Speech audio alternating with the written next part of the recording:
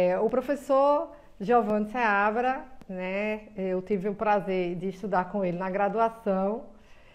O professor ele é geógrafo, doutor em geografia pela USP, né, professor titular da Universidade Federal da Paraíba, é pós-doutor em geologia sedimentar e ambiental na UFPE, pós-doutor em geoecologia das paisagens pela Universidade Federal da Bahia, pós-doutor em gestão socioambiental de parques nacionais pela Universidade Central do Chile, é autor de vários livros, tem experiência na área de geociências, com ênfase em geoecologia da paisagem, atuando principalmente nos seguintes temas: diagnóstico e análise ambiental, metodologia da pesquisa, ecodesenvolvimento, planejamento do turismo e educação ambiental.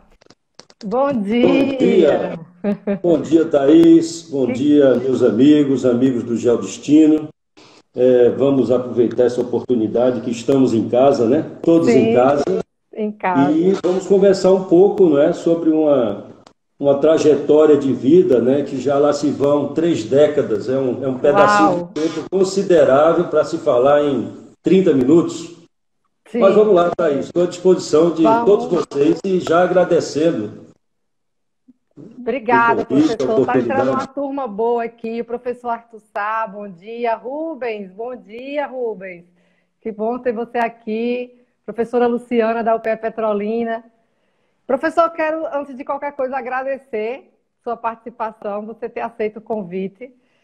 Vai ser muito enriquecedor. Eu já conheço um pouco dessa história, a gente já conversou, né, sobre suas aventuras, né, nas cavernas, nos ambientes subterrâneos.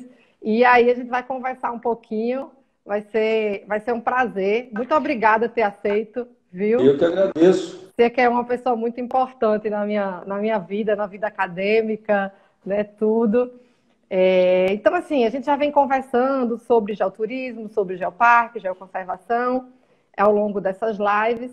E aí, hoje, eu queria que, assim, para a gente começar a falar, o nosso público aqui ele é bem diverso, né? Já vi que tem vários amigos, colegas que não são da área, não, né, não são da geologia, da geografia, tem uma turma bem bacana. Então, assim, para a gente começar a falar sobre os ambientes subterrâneos, né, eu queria que o senhor rapidinho, falasse um pouquinho para a gente, né? Óbvio que é um assunto muito complexo, mas assim, de uma forma geral, né? O que é que a gente pode dizer de ambientes cársticos, ambientes subterrâneos, cavernas, né? E os tão falados espeleotemas?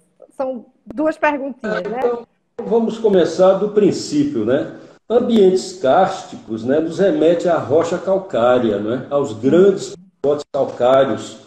E a rocha calcária, o calcário, ele tem uma propriedade de se dissolver facilmente na água acidulada. Em poucas palavras, né? A Sim, água da chuva escorre pelos vegetais, pelos troncos, pelos galhos, pelo humus que está sobre o solo, penetra nas fissuras, rachaduras das rochas no subsolo e daí inicia o processo de corrosão do calcário, né? De dissolução do calcário, de sim, desmoronamento dos blocos calcários e formando os encavernamentos.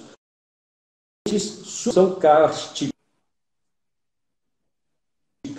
ela vai fluindo, se precipitando nos vãos abertos embaixo da terra, gradativamente o calcário dissolvido ele vai se consolidando, ele vai se aglutinando e formando o que chamamos espeleotemas. sim, Grosso modo, os mais conhecidos, estalactites e estalagmites. Mas essas geoformas você encontra aos milhares nos ambientes subterrâneos. Você tem as pérolas de aragonita, as uau, pérolas de calcita, você tem cachoeiras superpostas em banheiras consecutivas, que são as represas de travertino. Você tem as cortinas, as colunas. É uma coisa fantástica, não dá para enumerar todos esses espelhotemas aqui, porque o tempo é curto. é, Mas vamos lá. não, E mas aí você tem, assim, grosso modo, por cima, parecem, assim, castelos em ruínas, castelos destruídos por bombardeios, por exemplo, na Idade Média, né? Então é o sim, chamado relevo ruiniforme. E sim, por dentro é um imenso queijo suíço, porque é todo perfurado em cavernas, corredores, salões, rios subterrâneos, cachoeiras e cascatas. É um mundo subterrâneo. Fantástico, fantástico. Eu até, né, em homenagem a essa nossa conversa, eu andei colocando umas fotos, né, de algumas cavernas que eu tive a oportunidade de conhecer, e justamente para quando a gente viesse conversar sobre o assunto, né, o pessoal já tivesse um pouco a dimensão do que são essas cavernas, né, do que são esses espeleotemas. E muito obrigada pela explicação. E aí, agora que o senhor explicou, né, conceituou um pouco, né, de uma forma geral, esses ambientes, eu queria saber como é que foi esse início, aí, quando o senhor teve os primeiros contatos com esses ambientes, né, cavernícolas. Eu lembro que a gente conversando uma vez, o senhor me falou, né, que levava alunos já do ensino médio, quando o senhor ensinava ainda, né, no ensino básico, e trabalhava com excursão com os alunos. Como é que foi essa experiência? Como é que tudo começou? Exatamente, né? Na época, eu era estudante de geografia. E naqueles tempos, os estudantes universitários eram também professores. Não é? Havia espaço, havia falta de professores formados, aí as escolas buscavam nas universidades os professores que estavam disponíveis para ministrar aulas. Isso aconteceu comigo na rede particular de Brasília e do Distrito Federal, para ensino chamado de primeiro grau, acho que é fundamental, e ensino médio, né? E tinha várias turmas, né? O professor é assim, o professor ele precisa reunir uma grande quantidade de salas de aula para poder pagar as suas contas básicas mínimas, né?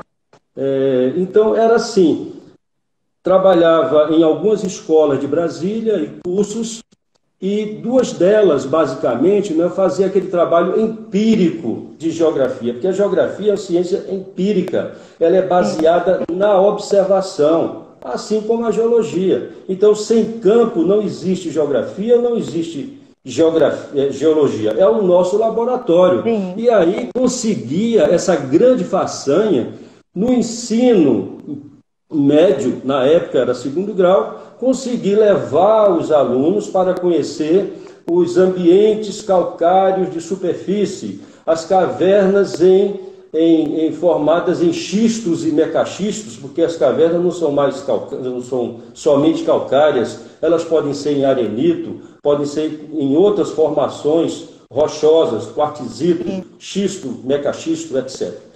Mas aí, nos finais de semana, havia esse trabalho de campo que era levar os alunos para conhecer o mundo subterrâneo. Realmente era educação ambiental, não é? Era uma certa, com dose de emoção, com doses de aventura, né? Reunia 25 a 30 alunos em micro-ônibus e nós nos aventurávamos pelos ambientes subterrâneos. E realmente eram aventuras. Basicamente, duas cavernas nós explorávamos, que eram explorações de cavernas, os alunos e eu.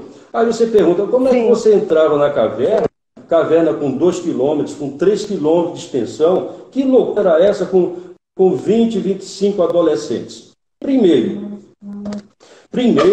havia todo um preparatório, não é, durante a semana. Havia leitura sobre espeleologia, leitura sobre geomorfologia e comportamental, como se comportar no ambiente subterrâneo, que é um ambiente para os menos avisados perigoso. Sim. Então, primeiro, um equipamento, né? Nós levávamos equipamentos como capacetes, não é? Capacetes e iluminação, né? Havia o cuidado de levar equipamento de segurança, né? Eram vários capacetes, cada um tinha um capacete. O meu particular era esse capacete, com aluno, sem aluno, isso aqui fazia parte da minha vestimenta subterrânea, né? Você observa que tem uma luz elétrica aqui, uma lanterninha, não é? Sim. A pilha vem aqui atrás e tem aqui o isqueiro que acompanha, né? Aqui, olha, aqui você liga o isqueiro aqui. Professor. Agora, como é que vem a chama do isqueiro? Através de um reator. Este reator, você põe carbureto nele, embaixo umas pedrinhas de carbureto, que é derivado do calcário, e na parte de cima você tem um recipiente com água. que ao gotejar sobre o carbureto provoca uma reação e daí pela tubulação passa o gás que vem formar a chama que a gente precisa para iluminar. Bom, Uau. isso funciona muito bem, esse equipamento antigo, mas funciona muito bem nas cavernas. Você passa várias horas, 8 horas, Sim. 10 horas, 12 horas, 48 horas, como já aconteceu em alguns subterrâneos, a gente ter que ficar por esse tempo. Mas, às vezes, isso não funciona. Não funciona, entope o caninho e faltou o carbureto. A gente leva carbureto na mochila, leva água, 1 litro, 2 litros de água, mas às vezes não funciona. E você como é que faz? Você está a 2 quilômetros de labirinto, no escuro, embaixo da terra. E se você entra debaixo da terra, claro que você quer sair, você não quer ficar lá dentro, não é? E como fazer? Aí tem os equipamentos auxiliares, né? Esse aqui, por exemplo, não é exatamente esse, mas parece essa geringonça movida a gás metano.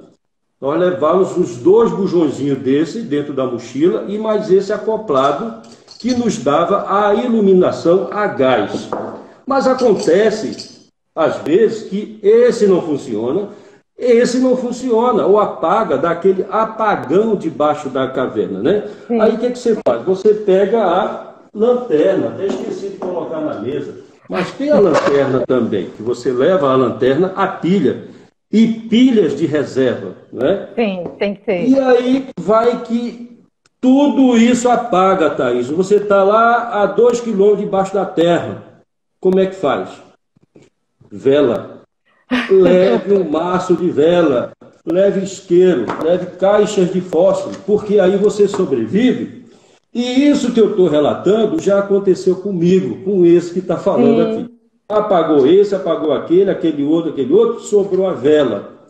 Acendi a vela para poder botar os aparelhos para funcionar. Então a caverna é assim. Então a gente cuidava da segurança para os alunos, manejo de pessoas no ambiente subterrâneo. Era o seguinte, você tinha 30 no máximo, aí você dividia grupos de 5. Cada grupo de 5 tinha um líder, elegíamos um líder. E aí mantínhamos a distância, essa distância que nós temos que manter agora, isso não é novo. Isso já acontecia no tempo das cavernas. Nós mantínhamos a distância entre os grupos, não é?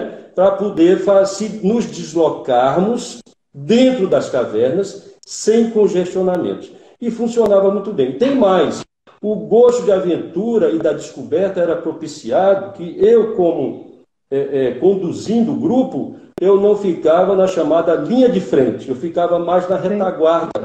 E os líderes é que iam descobrindo o mundo subterrâneo. Era mais ou menos assim. Se algum deles está nos assistindo, há de confirmar essas aventuras loucas subterrâneas que começaram lá em Brasília, no Distrito Federal. Já tem aqui, Sombra Yuri está dizendo, esse é raiz, muito bom.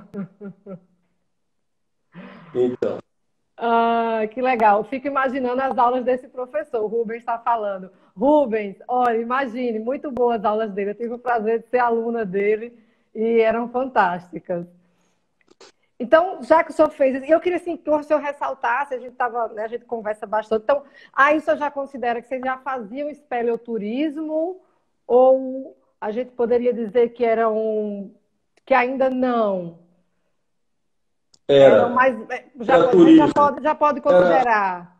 Essa palavra geoturismo, geodiversidade, geoestrutura, geoformas, isso tudo é muito novo. É muito recente, não é? Esse vocabulário da geodiversidade, da geoconservação. Mas a gente chamava de espeleoturismo, né? Mas era um turismo pedagógico, envolvia educação ambiental, né? Não deixe nada além das marcas dos seus pés. Isso é um ditado, não é, clássico da espeleologia, né? Não deixe nada nas cavernas a não ser a marca dos seus pés. Não leve nada a não ser fotografias. Era mais ou menos assim o nosso lema. E na época, muitos de nós fumavam. Era tão bom fumar lá no fundo da terra, né? Era muito bom fumar um cigarrinho, né? E aí o que acontecava? As bitocas nós botávamos nos bolsos dos macacões. Não ficava uma pontinha de cigarro dentro da caverna, não é? E o que Fantástico. mais? Havendo um ou outro resíduo, né, nós também Levava. trazíamos. Lembrando que essas cavernas, como a Gruta dos Ecos, que Sim. é em Planaltina, próximo de Brasília, e a Gruta de Tamboril, em Minas Gerais. Eram as mais visitadas. Uma era de xisto e micaxisto, e a outra tinha formação calcária, a Gruta de Tamboril. Então, esses eram os dois laboratórios que eu, não era somente eu e o Sim. professor André Diniz, um professor de física paraibano, que fazíamos esse trabalho nos Fantástica. finais de semana. E a gente ressalta aí justamente a importância de inserir nos alunos, ainda no ensino médio, né, fundamental, esse incentivo à pesquisa, à ciência, como o senhor falou aí, desbravar, né, essa sensação de que você está desbravando, né, eu conhecendo. É muito bom. A gente já tem alguns ex-alunos aqui, ó. Miguel, que estudou comigo, saudades de biogeografia.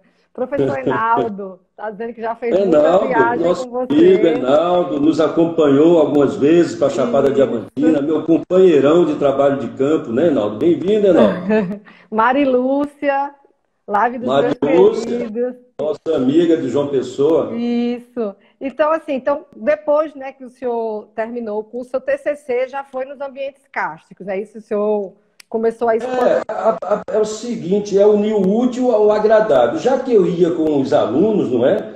E foram Sim, algumas centenas de alunos, eu aproveitava para fazer levantamento de campo para o TCC, que já para o era TCC. monografia de graduação. Então saiu o trabalho, identificação das formas cársticas no município de Formosa, Goiás, né? Então, esse foi o primeiro trabalho sobre relevo kárstico, sobre cavernas, né? E foram dezenas de formações kársticas, de geoformas, de superfície e subterrâneas, que foram Uhum. registradas, catalogadas, fotografadas, e ficou um trabalho muito interessante para início do profissionalismo, não é, em geografia. Aham. Eu sei que tem uma história dos batizados. Que história é essa de Porque o batizado? geógrafo, ele é assim, o geógrafo, ele é até criativo, né? Porque o viajante, o andante de final de semana, ele tem algumas palavras-chave que servem como batizado. Por exemplo, Vale da Lua. Tantos lugares que você vai que tem o Vale da Lua, é ou não é? Uhum, Esse isso. carimbo histórico, né, dos viajantes. Mas não é só o Vale da Lua, não é? O ambiente de caverna, ele é fantástico e essa coisa extraordinária da paisagem, ela começa por fora, de fora, ao longe, você já contempla que algo de diferente tem por aí. De uma imagem de satélite, de uma imagem de radar, de uma fotografia aérea, você Sim. já imagina que por ali deve ter ambientes misteriosos, não é verdade? E assim a gente ia procedendo, fazia um estudo, né, daquela Sim. área para poder fazer uma investigação mais profunda.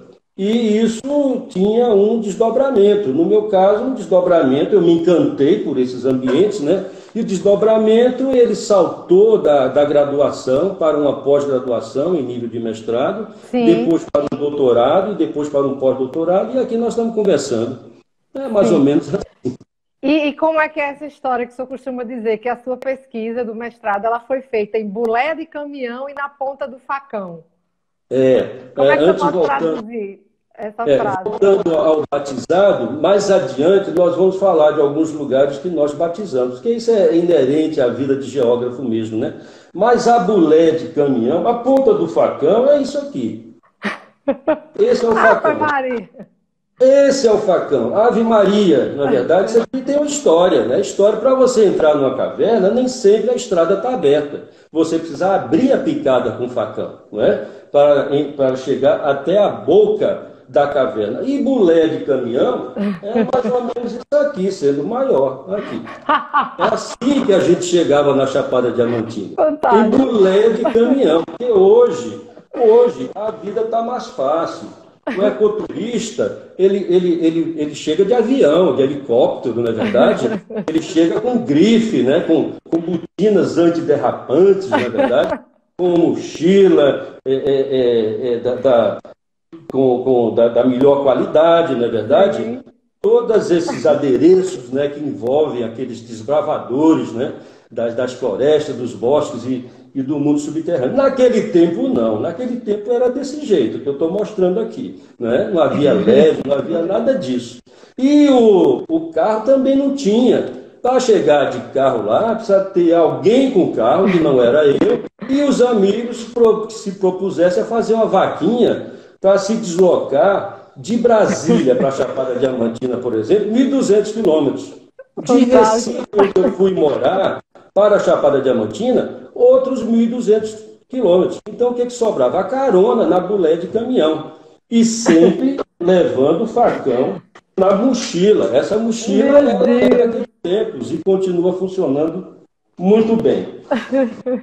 É isso. Aí, a ponta do facão, a bulé de caminhão, é como a gente fazia pesquisa naqueles tempos e eu faço até hoje, né? Eu continuo fazendo desse jeito. Eu sei como é, eu sei como é que funciona. Então, assim, enquanto o senhor trabalhava nas cavernas, né, nos ambientes subterrâneos, a professora Cláudia Noy, que está aí do seu lado, imagino que esteja, né, filmando, ela trabalhava na superfície, trabalhava com garimpo, né, nas serras. E aí eu queria que o senhor falasse, porque vocês chegaram a trabalhar juntos, vocês traçaram roteiros turísticos nessa região, em superfície e em subsuperfície. Como foi essa relação de trabalho de vocês nesse período?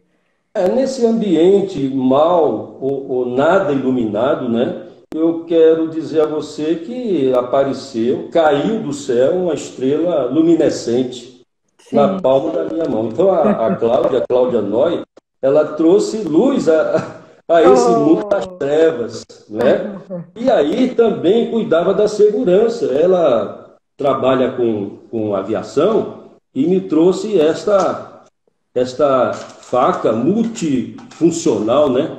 Até tem serrote aqui dentro, tem estilingue, né? Tem abridor de garrafa, de lata, etc. Então, isso também é daqueles tempos que a Cláudia trouxe. E não só a faca, quando a faca não funciona, tem o canivete também que a gente usa lá nos ambientes subterrâneos. Então, o que acontece? A Cláudia trabalhava na sua monografia de graduação, estou me referindo à Chapada Diamantina. Sim. Nós dois adotamos como ambiente de estudo a Chapada Diamantina na região central da Bahia, a 1.200 quilômetros do Recife, onde nós morávamos, né?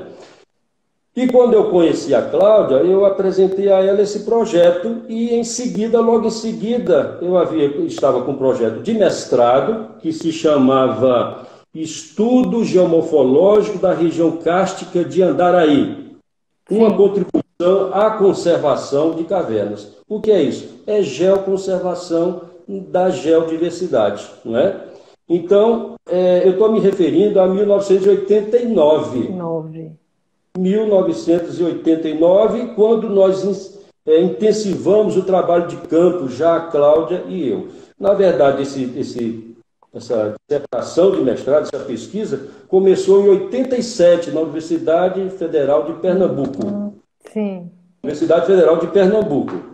E o mestrado, naqueles tempos, ele tinha 4 anos, que eu acho que é o tempo necessário para você desenvolver, não é, uma pesquisa em nível de mestrado. Porque 2 anos são para os créditos, para você amadurecer os conceitos, não é? Sim. A teorização, e 2 anos para fazer o campo. Então, mestrado, são 4 anos ao todo. Mestrado em 2 anos, ele é telegráfico. Não é possível. Se você quer amadurecer alguma coisa, vai deixar para fazer depois isso, porque naquela maratona das leituras, dos trabalhos, das publicações, não dá para amadurecer coisa nenhuma, né? Então, aí a Cláudia, havia, claro, uma relação de amor e de trabalho nisso tudo, né? A Cláudia em cima e eu embaixo. A Cláudia trabalhava com os garimpeiros de base familiar, de diamantes, na Chapada Diamantina, e a base dela era Igatu, um povoado de garimpeiros no município de Andaraí. Igatu tem uma história que depois, se houver um tempinho, a gente fala um pouquinho, 2 minutos de Igatu, porque merece. Inclusive, nós fomos morar lá em Igatu tempos depois. Moramos 6 meses com os garimpeiros de Igatu. Muito bem, então ela trabalhava com trilhas, com as formas de garimpo, as modalidades de garimpo de base familiar, e eu trabalhava a 70 quilômetros de distância no ambiente das cavernas. Ela em cima e eu embaixo, na Chapada Diamantina, propriamente dito. E eu quero te dizer que a Cláudia tem um grande mérito de me tirar do buraco, porque eu só queria saber o que era lá dentro. Olha, e ela me tirou, ela me socorreu. O Peste está dizendo aqui, Giovanni sem Cláudia, você fica incompleto. Falta a fala dela na live. Esse Afonso Peste, o grande Afonso, nosso amigo. Bom dia, Afonso. É isso mesmo. Mas agora estamos completos. Ela está aqui do lado, né? Está aqui assessorando. Uma boa parte dessa arrumação ou desarrumação foi ela. Ah, tem o dedinho dela aí. Tem o dedinho dela. Mas olha, aí não sei se eu posso prosseguir, mas com esse trabalho da Chapada Diamantina... Vou perguntar aqui aos meninos como é que está nosso tempo. Eles já estão ouvindo, eu falo. Pronto, pode prosseguir, professor. É porque vale a pena enfocar a Chapada Diamantina, né? Porque nós unimos o conhecimento da Cláudia com o meu conhecimento, aí criamos os roteiros turísticos para a Chapada Diamantina, né? E levávamos grupos de pernambucanos para fazer o chamado geoturismo na Chapada Diamantina, que envolvia as áreas de garimpo, as trilhas de garimpeiros, e envolvia o nosso trabalho da caverna. Olha, isso era a melhor forma que nós encontramos de ir à Chapada Diamantina com os custos reduzidos e fazer o trabalho tanto dela quanto o meu. E aí, nós trabalhávamos com circuitos integrados, criamos circuitos integrados. Primeiro, na Chapada Diamantina, a Chapada propriamente dita, né, que tem 1.000 metros de altura, um pouco mais do que isso, de altitude. Havia o ambiente das cavernas no pé da Chapada, que é chamado Piemont da Chapada.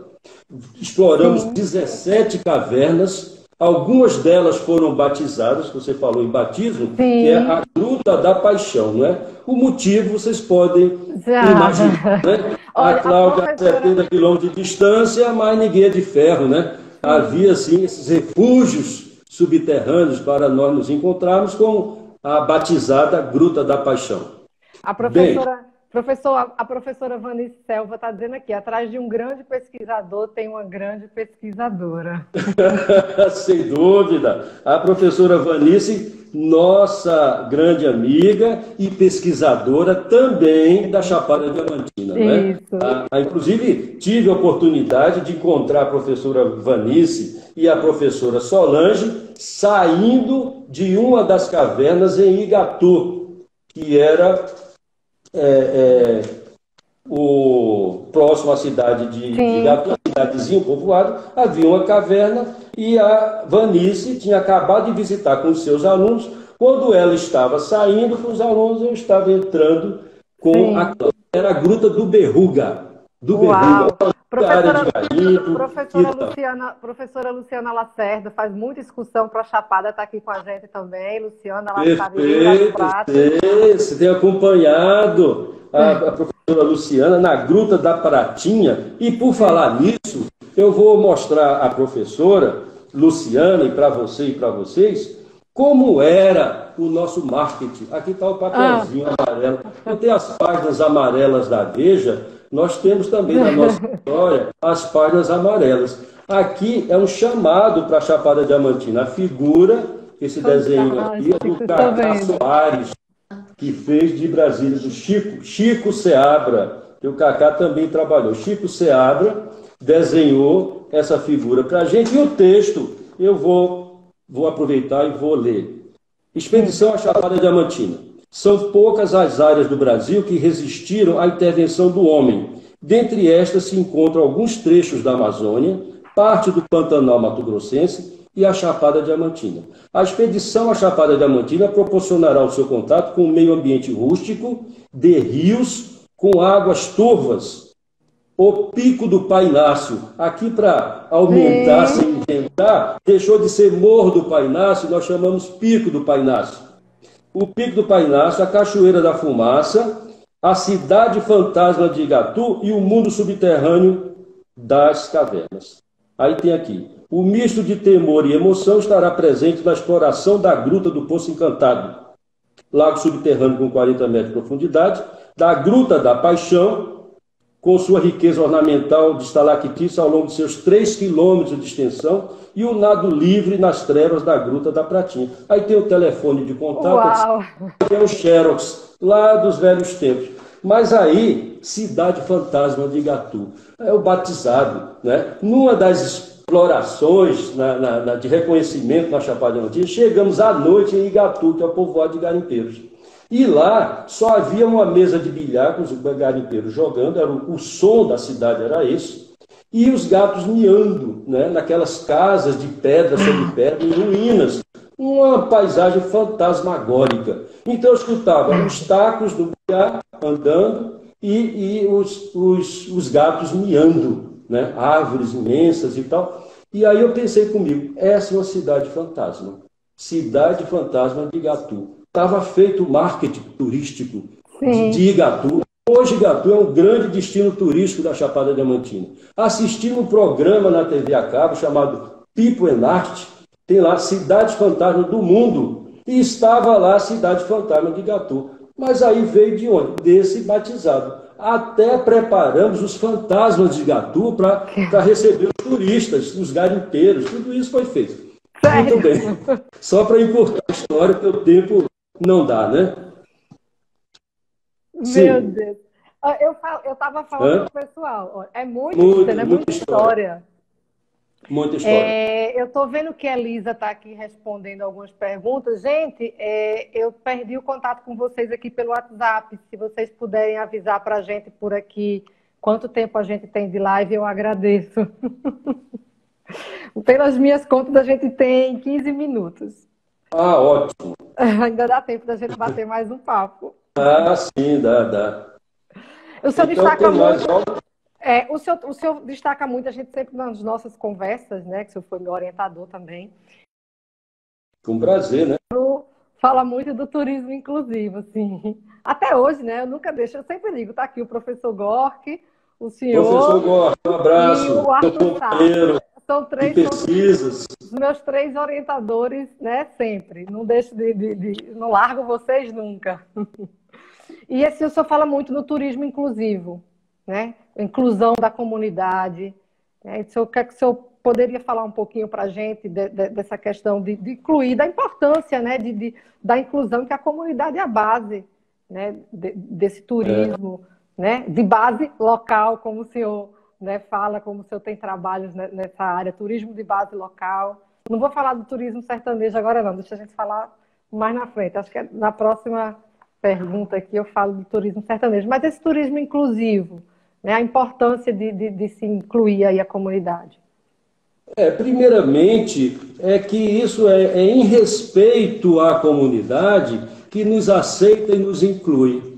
Então, como é que uma comunidade que me abraça, não é, tem uma relação de irmandade comigo? Como é que eu monto e implanto um projeto excluindo essa mesma comunidade?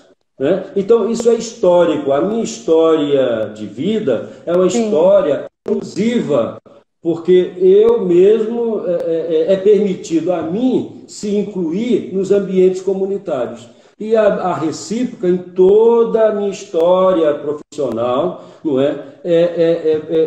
desenvolver trabalhos que sejam inclusivos. E quando se fala em turismo, o turismo ele não pode ser exclusivo, não é? E muitas vezes o turista ele preocupado com o selfie, não é?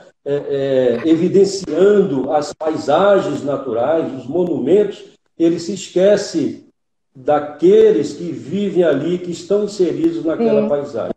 Então, para mim, os moradores chamados nativos, eles jamais passam despercebidos na paisagem, não é? E esse turismo inclusivo, eu remeto àquelas velhas cavernas lá de outrora, em Brasília, Distrito Federal, sempre tinha alguém da comunidade conosco, nos dando apoio, não é? E na sequência, a Chapada Diamantina. Eu tenho assim, muito que agradecer eternamente, não é? Ao Binha de Igatu, que somos amigos até hoje, por quase 3 décadas nós somos amigos, né?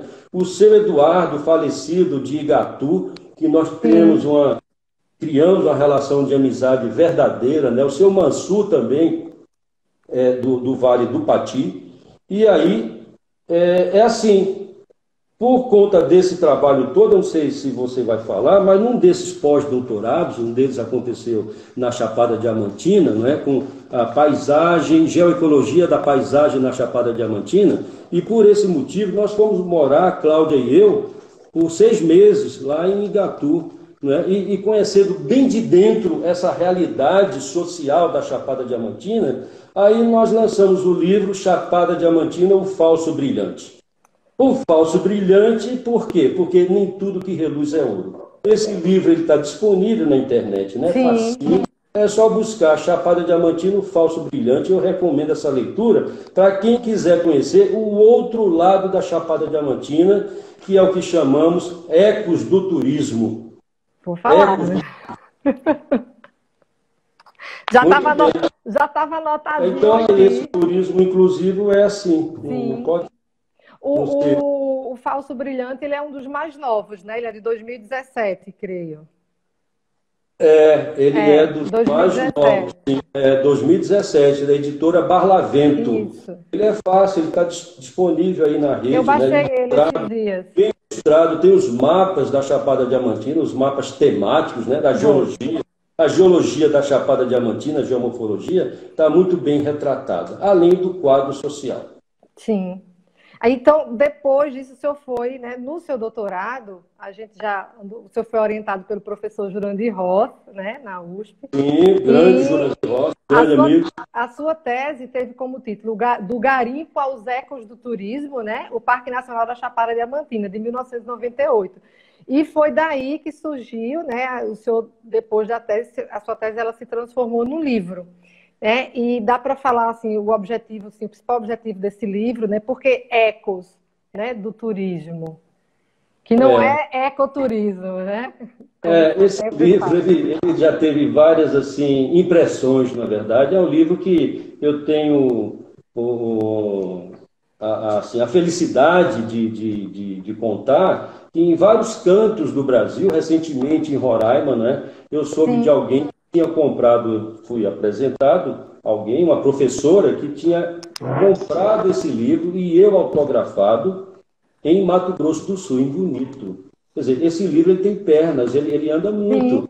Ele vai do Mato Grosso do Sul a Roraima, Boa Vista, na verdade, e vários outros lugares. Bom, ecos do turismo ecológico em áreas protegidas. É porque eu sempre trabalhei com turismo inclusivo, e continuo trabalhando. Então, quando eu tenho a preocupação em entrar numa caverna com 20 pessoas, em 4 grupos de 5 subdivididos, eu tenho a preocupação com a segurança, eu tenho a preocupação com o ambiente da caverna, o ambiente interno, com a questão sanitária. Por exemplo, para entrar em uma caverna, por exemplo, a Gruta da Paixão, nós temos aqui um evento que aconteceu, que estávamos todos do lado de fora, depois do café da manhã, passando as instruções para entrarmos na caverna com um grupo de 3 quilômetros, com um grupo de 20 pessoas. Né? E aí, o que eu falei?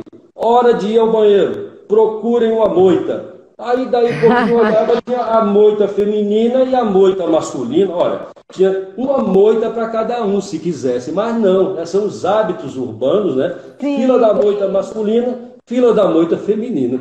Então, havia essa preocupação com a qualidade. Se eu chegasse com 40 ou 50, não ia ter moita para todo mundo, ia faltar moita, não é verdade? E aí ia comprometer o ambiente da caverna, que é um ambiente em equilíbrio.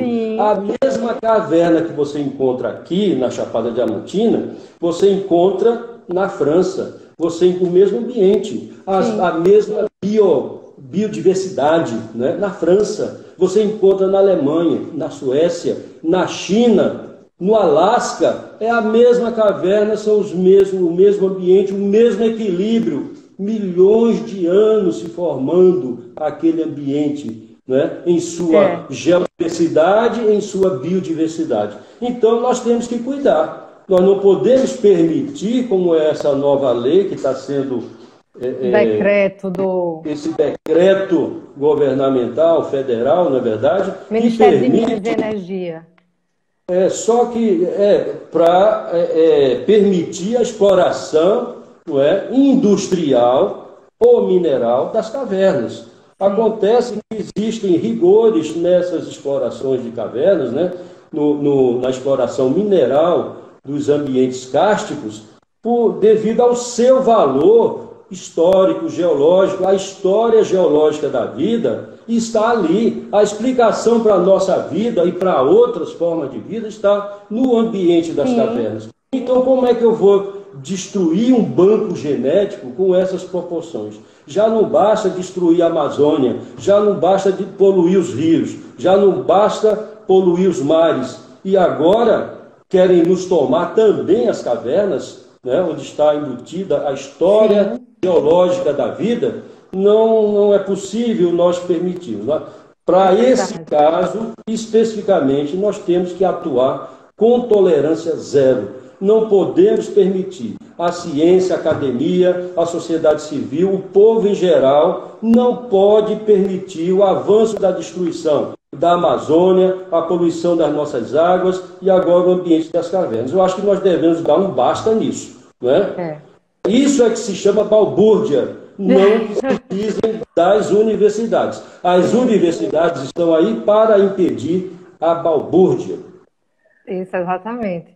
E então, falando assim, né, saindo um pouco, a gente vê que assim, as suas aventuras, né, nos ambientes cársticos, sim. elas são inúmeras, a gente já conversou várias vezes sobre isso. Esse decreto realmente veio e eu espero que não passe, né?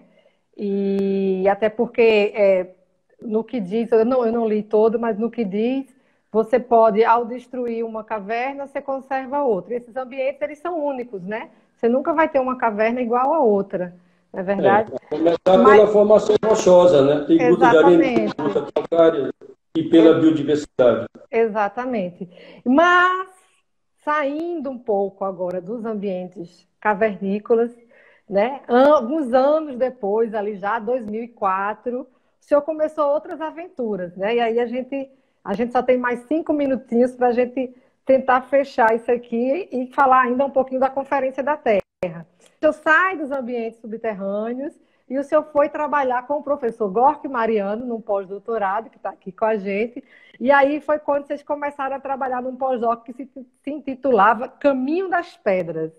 O turismo ecológico de base geológica do agreste pernambucano. Então, o senhor sai de um ambiente calcário, né? E vai para o agreste de Pernambuco, né? Vai trabalhar com granitos, né? Sai assim, vai para a superfície, então, né? Com o professor Gork. Como é que foi essa transição, né? Essa relação agora no Caminho das Pedras?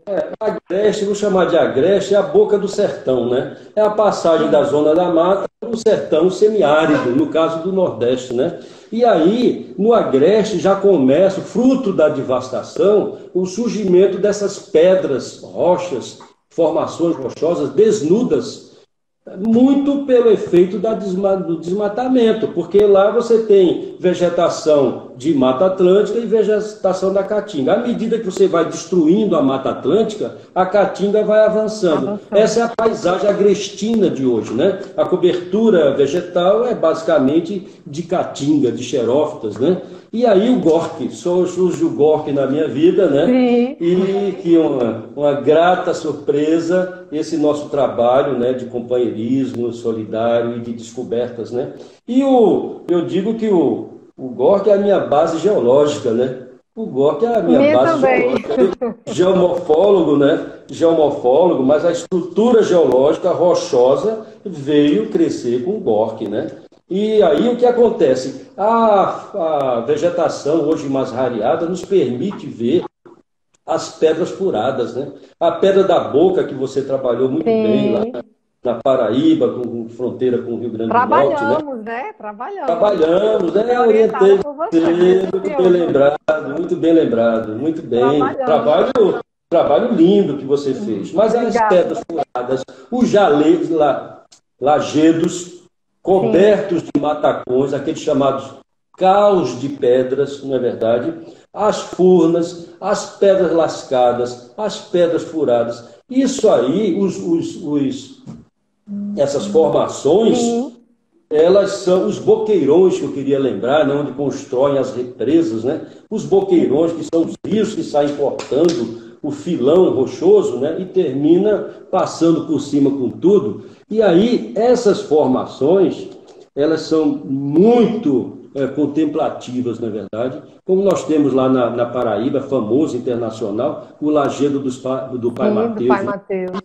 Tantos outros que nós temos, não é? Os pães de açúcar, né? A gente só vê pão de açúcar no Rio de Janeiro, mas são dezenas, se não centenas de pães de açúcar, né, no sertão nordestino, não é verdade? Como Quixaba no sertão da Paraíba, né? Tem um pão de açúcar magnífico. Então, o que acontece? Claro que os olhos estão abertos a tudo.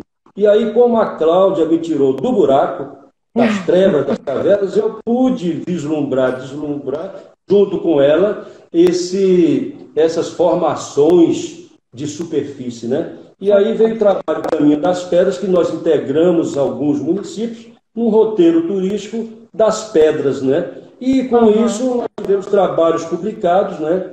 Houve uma sequência de trabalhos, como tudo que a gente faz, né, na universidade, a gente registra, né? Em artigos, revistas, etc., né?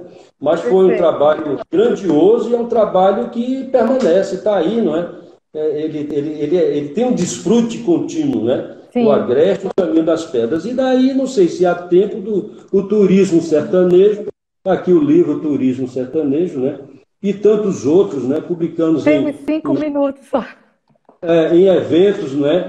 As publicações dos eventos são centenas de artigos, né? Sobre esse turismo, chamado Turismo das Pedras, né? Muito bem, aí nos 5 minutos, como é que nós podemos melhor aproveitar? Nossa, é muita coisa para a gente conversar. Tinha que ser umas 2, 3 lives, professor, com o senhor, para contar todas essas aventuras. Mas eu não queria que a gente fechasse sem o senhor falar da Conferência da Terra, que eu acho muito importante, né? Nesse momento, a Conferência da Terra é um evento, né, que o senhor coordena. Eu já tive a oportunidade de participar de várias edições e ela iria ocorrer agora em novembro, em João Pessoa, e por conta, né, da pandemia, da situação que a gente está vivendo, eu queria que o senhor falasse um pouquinho. Ela vai ocorrer? Vai ter a conferência? Como vai ser? A gente tem 4 minutos. Ela vai acontecer. Essa pandemia, ela exige todos os cuidados, né? Nós temos que manter todos os cuidados.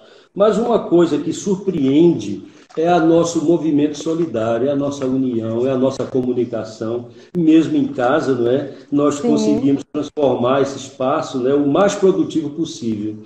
E aí a Conferência da Terra, ela vai acontecer de outra maneira, vai acontecer de outra forma. Ela estava organizada, planejada para o encontro presencial, desde o ano passado para novembro, em João Pessoa. E no andar da carruagem nós achamos utilizamos de mais cautela, não é? E preventiva, uma cautela bem preventiva, para transformar o evento, ou transferir para uma plataforma virtual. Então, ele está confirmado. Nós temos cerca de 30 palestrantes confirmados, inclusive você, Thaís, não é? Obrigada.